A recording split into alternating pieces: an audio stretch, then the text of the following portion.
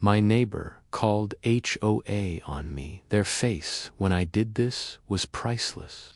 The setup that started everything. You guys are not going to believe what my psycho neighbor Karen just tried to pull on me. And trust me when I say, her reaction to what I did next will have you screaming at your screen. But before we get to the absolutely insane part, where she literally called the cops on me, yes, the actual police, make sure you smash that like button, because this story gets so wild that even my lawyer couldn't stop laughing. I'm talking about a full-blown HOA war that ended with Karen's husband literally begging me to stop, and honestly, I'm still getting goosebumps thinking about the look on her face when she realized what I had done. So picture this. I've been living in this neighborhood for 3 years, minding my own business, when this woman Karen moves in next door with her husband, Brad. I should have known something was off when the first thing she did was measure the exact height of my fence with a literal ruler. But I thought maybe she was just being thorough about her property lines. Boy, was I wrong about that assumption. And what happened next will make your blood boil, just like mine did. When the HOA letters started flying within 2 weeks of Karen moving in, I get my first HOA violation notice. And you want to know what it was for? My trash cans. Apparently, according to Karen's complaint, my trash cans were sitting out for longer than the permitted 6 hours after pickup. Now, here's the thing that will make you as furious as I was. I had literally just gotten home from a business trip and hadn't even had a chance to bring them in yet. But Karen didn't care about that detail, and neither did the HOA board that was clearly eating up every single word she said. The violation fine was $50, which honestly wasn't even about the money at that point. It was the principle of the thing, and the fact that this woman was watching my house like a hawk, documenting everything I did with the dedication of a private investigator. And trust me, that was just the beginning of what would become the most epic HOA showdown in our neighborhood's history. The pattern becomes crystal clear over the next month. The violations kept coming like clockwork. Karen reported me from my garden hose being visible from the street. Apparently, it needed to be stored in an approved location, which was news to literally everyone else on the block. Then she got me cited for parking my car in my own driveway for more than 24 hours without moving it, which is apparently some obscure rule buried on page 47 of the HOA handbook that nobody had ever heard of before. But the violation that really pushed me over the edge was when she reported my dog for excessive noise disturbance because he barked twice when the mailman came by. Twice.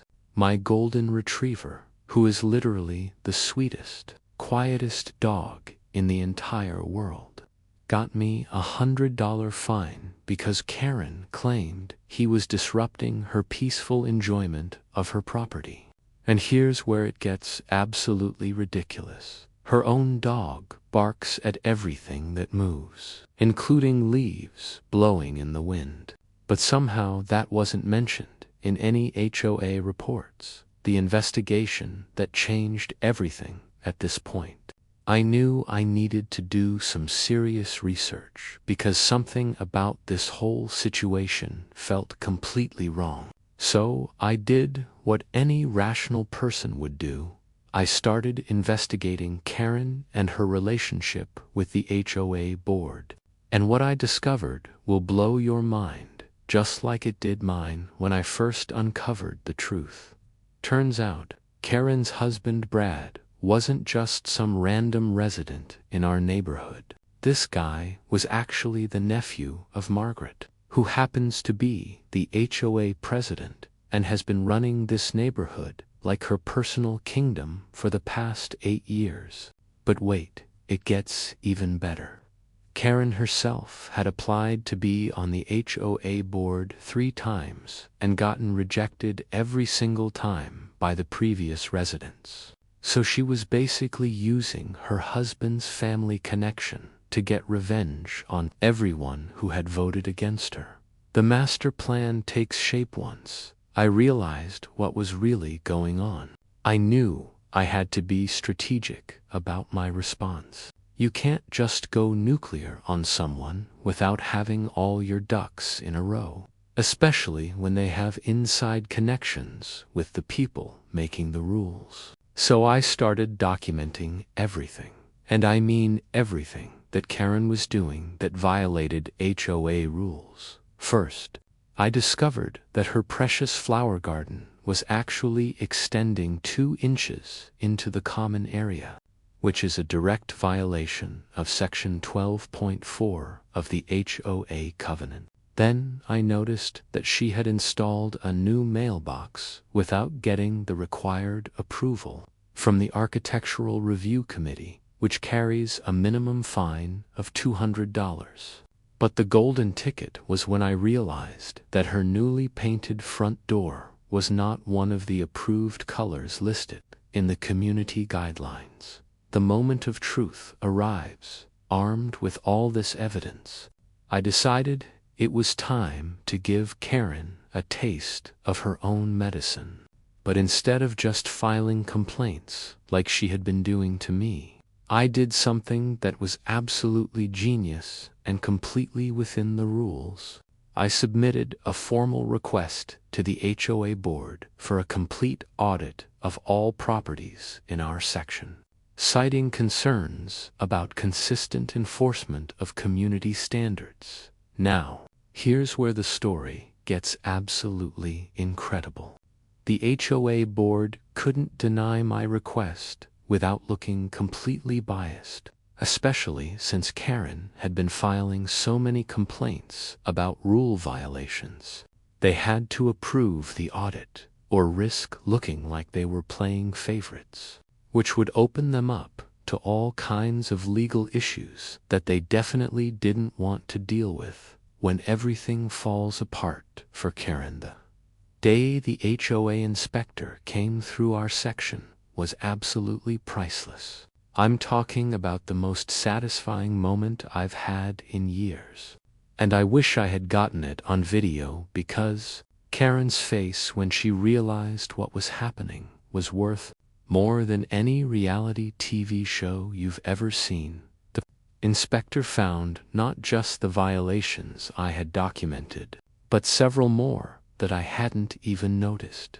Karen's fence was 6 inches too high.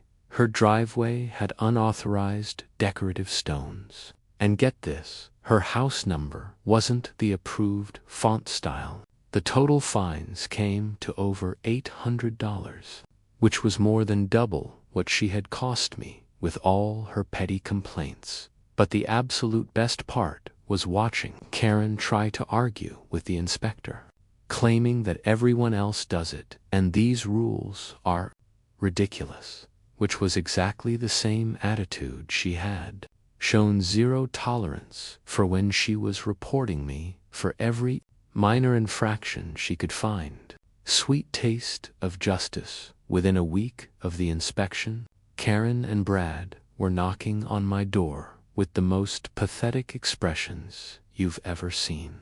Brad actually apologized and admitted that Karen had gotten a little carried away with the HOA complaints, which was the understatement of the century. Karen herself could barely make eye contact with me, and when she tried to suggest that we could work something out regarding the violations, I just smiled and told her that rules are rules, and everyone needs to be held to the same standard. The fines stood, and Karen learned a very expensive lesson about what happens when you try to weaponize HOA rules against your neighbors. She stopped filing complaints against me immediately, and honestly, She's been so quiet that I sometimes forget she even lives next door. Why this victory matters. If you're dealing with a nightmare neighbor who thinks they can use the HOA as their personal army, remember that the same rules they're using against you apply to them too. Document everything, know your rights, and don't be afraid to hold people accountable when they're clearly abusing the system. The key is to stay calm, be strategic, and always work within the established rules and procedures. You don't need to stoop to